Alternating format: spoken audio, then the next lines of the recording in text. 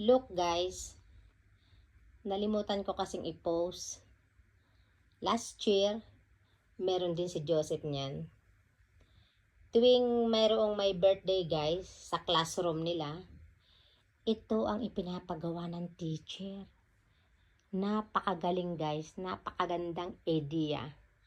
Best birthday gift para sa my birthday. Tapos, lalagyan nila ng kanilang pangalan. Ayan ang drawing ni Joseph. Tapos, nilagyan niya ng kanyang pangalan. Ito ang kay Mateo. O, diba? Kay Esther. Ganda naman. Kay Jesus. Kay Luca.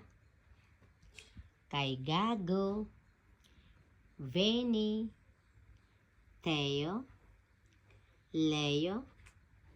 Martina, Christina,